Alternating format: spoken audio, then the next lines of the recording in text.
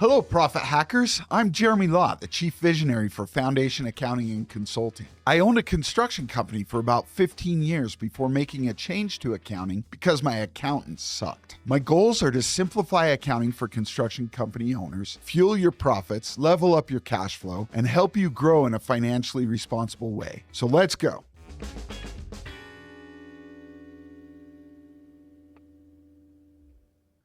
Hello, Profit Hackers, and welcome back to the Contractors Profit Hacks Show. I'm Jeremy Lott, and we are going to wrap up our conversation about job costing today by talking a little bit about incentivizing efficiency. So I am a very proud Gen Xer, the forgotten generation. And I'm very proud of the culture and all that goes along with the Gen X culture. One of those things that goes along with that is being a wooden spoon survivor.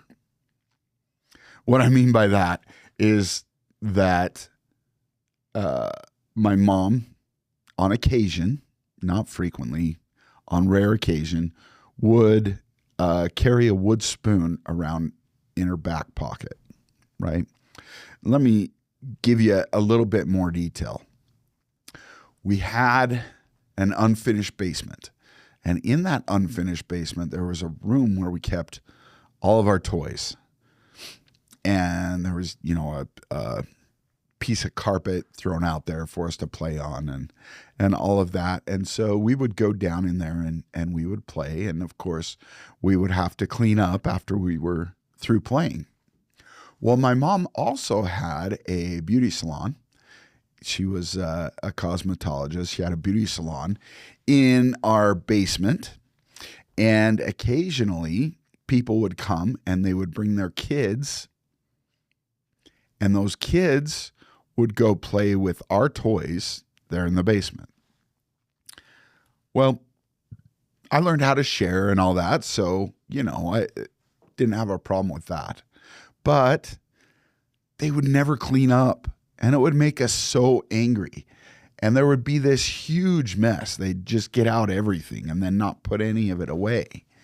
And then we, as the kids, had to go down there to the playroom and pick up after they had made this huge mess.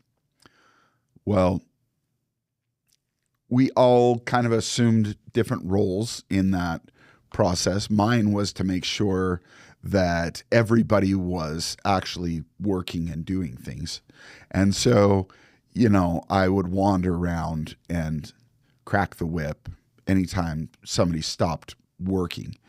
The irony there is that I was not working while I was making sure that everybody else was working, right? So I've learned better since then. But occasionally things would get bad and it would be taking a long time. And my mom would put that wooden spoon in her back pocket. And she would come downstairs and walk into the playroom and make sure we all saw that she had the wooden spoon in her pocket. And that was a huge incentive for us to start working harder and to get things done. None of us wanted to be swatted on the behind with that wooden spoon because it wasn't pleasant. It only happened a few times, but I definitely remember them. Good old-fashioned negative reinforcement was a cornerstone of the Gen X society. So anyway, I am a wooden spoon survivor, and my mom used it to incentivize us, if you will, to get things done quicker. I want to talk a little bit, instead of focusing on negative reinforcement, I want to talk a little bit about incentivizing efficiency in a positive way. So if you are putting together a bid the way that we've showed you, basically what you're creating is a budget for the job. As you go down through that process, you're going to end up with a certain number of labor hours and how much time should be spent on each part of the job.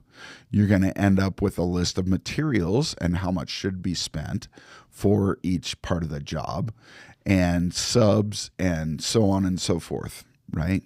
Basically, it's a budget telling your foreman what the constraints are for that job, right? So by giving that to them at the start of the job, they're able to review it with you so that they understand what the budget is for that job. And then the great thing is you can hand it to them. You can say, hey, if you beat this, then I will get you movie tickets or, tickets to a soccer game, or I'm going to bring you homemade cookies. It really doesn't matter what it is, and it doesn't have to be big. Any public recognition and a small incentive or reward like that is going to go a really long way, right? Of course, you can take it to an extreme and start doing some profit sharing. So when you put the job together, you have what the customer's paying, you have all of your costs, and you know what your profit's supposed to be on the job, right?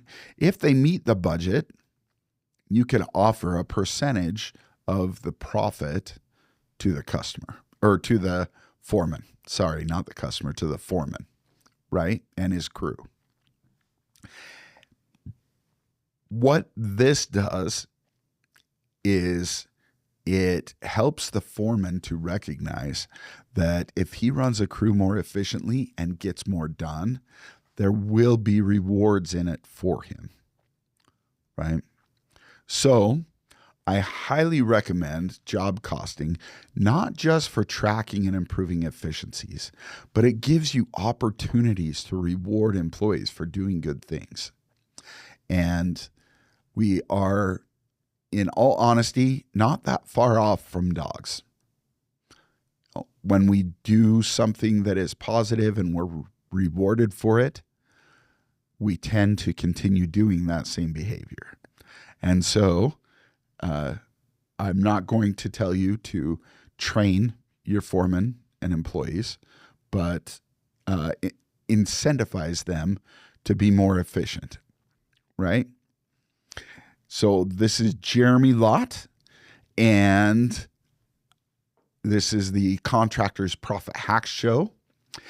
And we've been talking a little bit today about job costing and about how to incentivize your crews to get more efficiency out of them. And we will talk to you guys next time. Thanks.